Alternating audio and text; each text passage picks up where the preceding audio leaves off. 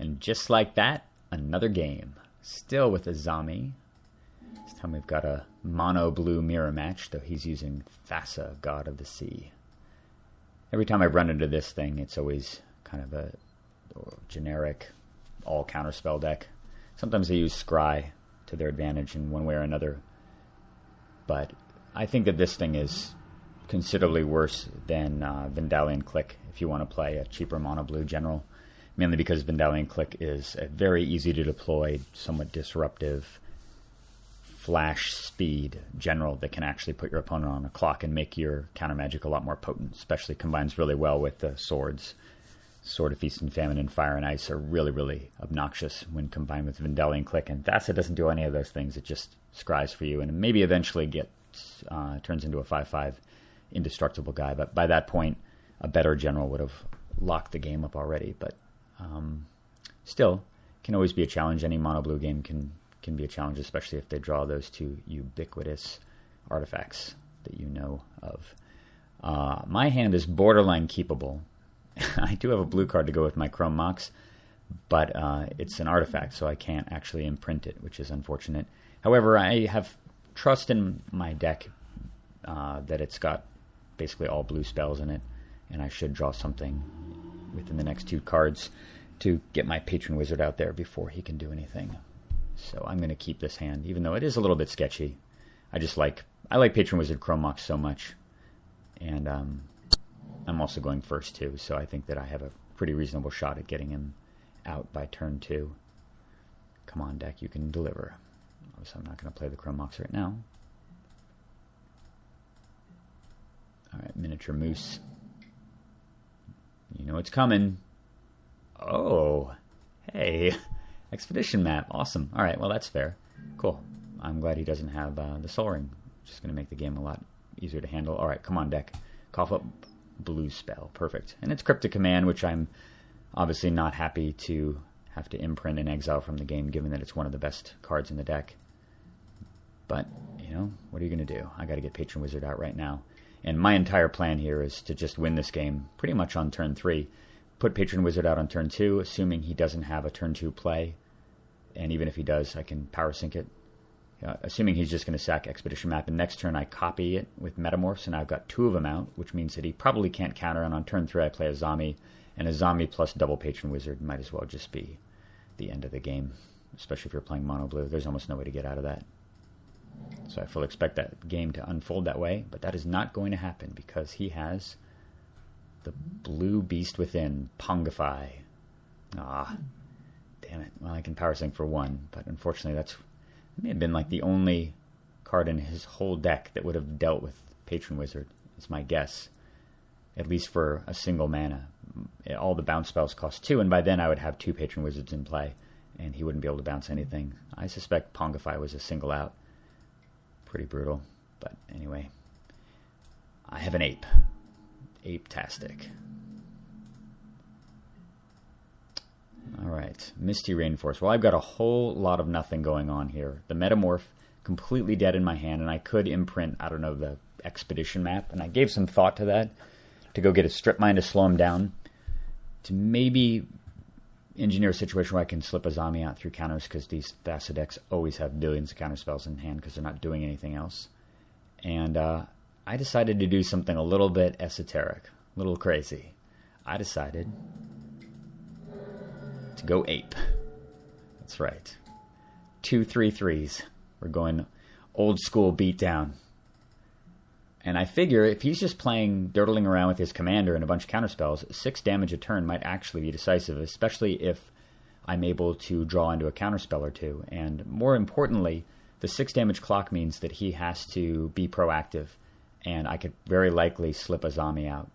And once Azami's out, I pretty much wrap up the game. So this ape, even though it seems so dumb, and the fact that it's just a 3/3 for 4 mana, might actually put pressure on my opponent and push the game state to a point where I can do what I want. So that's why I did it. And he has a bounce spell. And I fully expect him to just bounce one of the apes. But he has Into the Royal on Chrome Mox, which is very interesting. I guess he's just gambling that my mono blue deck won't have another blue card in hand to imprint it next turn. I don't know if I agree with this. I mean, I can see why he did it, but given the fact that he's going to be taking 6 a turn, and it's a huge gamble. It's not that it's a bad play, and I don't think it's a particularly bad play, but I think it's a huge gamble. Because if I do have a blue card either in my hand or off on the top of my deck and a land, I'm going to get Azami next turn. So he didn't really set me back all that much, and he's accepted the fact that he's going to take just 8 beatings for the foreseeable future.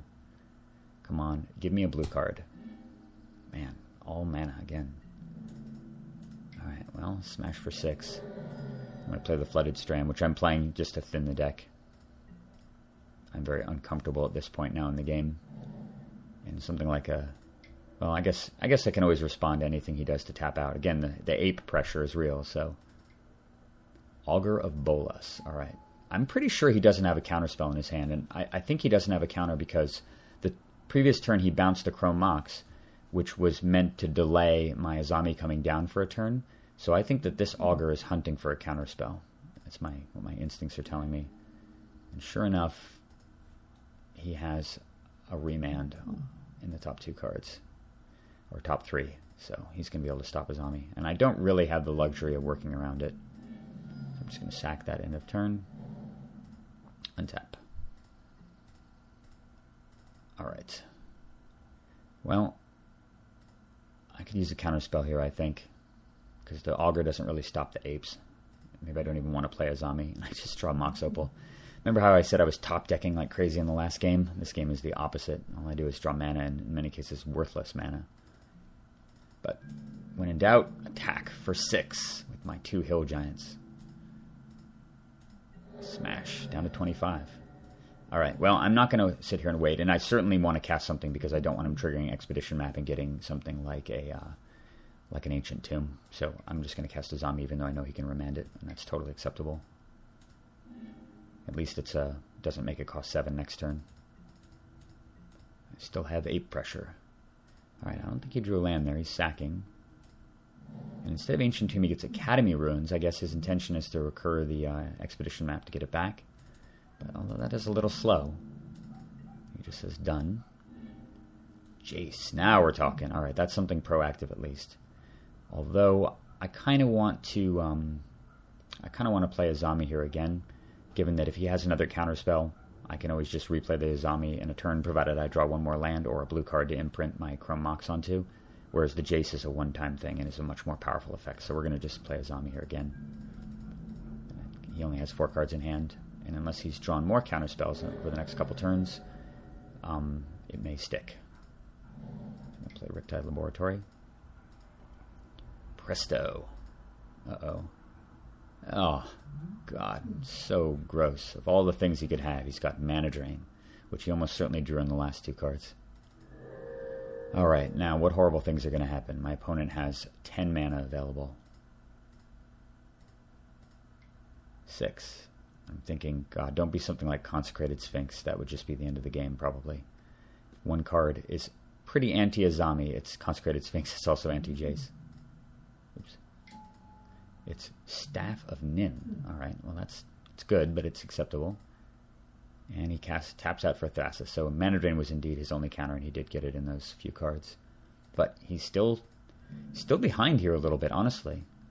If I can draw another land, I can play Azami as well, with Jace as a backup. Island. Excellent. Alright. Well, send in the apes. These apes, man, they have done work. So the question is, do I play Azami here or do I play Jace? And I thought about it for a little while and I decided, you know what? If he's got a way of copying Staff of Nin and I play Azami, he just shoots it down. And I'm super far behind, even with the apes attacking. Jace will allow me to draw 3 immediately, and Azami only draws 1. And if I can draw into another counterspell here, even though he can start plinking away at the Jace with his staff, I should be able to hold the board long enough for the apes to carry the day. So we're going to play an island. Cast Jace. He shoots me and redirects in response, which is fine. Sigh. Well, Chronologist is good. Daze, well, he's got 5 mana in play right now, so it could have some value, but I'm going to have to be super patient with this card and wait for just the right moment to use it. So I'm going to keep it in my hand in case he's got to tap out and pay 5 or 6 for something. And we're just going to play Chronologist. and level him up since there's nothing better to do. But the ape pressure is still there. He hasn't dealt with either ape yet.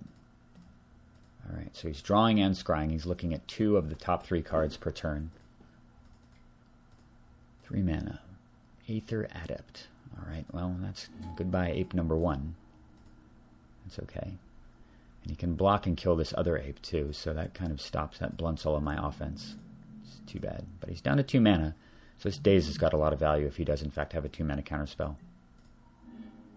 Yeah, we've seen that Chrome Mox before. And I'm actually, because he can now just shoot Jace twice, I'm going to, over the next 2 turns, I'm going to Fate Seal myself because I know that there's a useless Opal on top, which is almost as good as drawing an extra card. Alright, so that went away and now Jace is at 4. I can send in Mr. Ape. But before we do that, we're going to tap out our all but 1 mana and cast Azami, and he does not have a counterspell. Fantastic. Alright, I got through him. I'm going to draw. Dissipate. Excellent. Alright, now I have a hard counter. I'm going to level up. And we're keeping this guy back, obviously, to block when he attacks with Aether Adept. I'm going to send in the ape. And I fully intended him to just block and ping here. I think that that would probably be the right play. But he must have something in hand that's better. He's still going to take 3. I guess one reason why he could do it also is because he's not too far from Devotion. If he can hit a second blue spell that costs 2 blue mana, then he'll have Devotion 5, and he could use Thassa not only as a defender, but he can also use it to take down Jace, which is problematic. He's going to shoot Jace down to 3. Yeah. On second thought, I guess not blocking there made a lot of sense. I don't think I would have either. Pondering. Okay, well, we're certainly not dazing that. And all this while I'm thinking, alright, come on, man. You want to tap out for something expensive. 3. Cackling Counterpart.